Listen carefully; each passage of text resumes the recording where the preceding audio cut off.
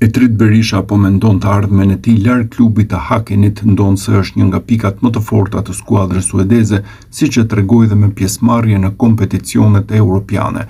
Portieri i cili ka bërë histori me Shqipërinë ka zbuluar se vuan prej kohësh nga problemet në shpinë.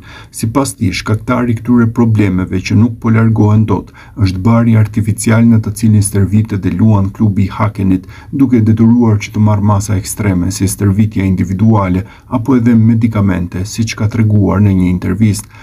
Kur stërvitemi në bar natyral është më mirë, por në bar artificial përkeqësohet menjëherë. Unë kam marrë tableta çdo ditë në sezonin e kaluar, kur kishte shumë ndeshje ku unë nuk dëgjova trupin tim, tha Berisha për situatën e cila po e shtyn që të shkojë të kontrollohet te një specialist në Norvegji. Nuk kam vendosur ende se çfarë do të bëj. Do të flas me doktorin dhe shpresoj që më pas të marr një vendim, tha ai për mediat suedeze. Nga këtu linde ideja e largimit nga Hakeni nëse mjeku i thotë që stërvitja në kushte të tilla do të vazhdojë kalvarin e 36 vjeçarit. Po, mund të ndodhe dhe që të largohem, tha Berisha.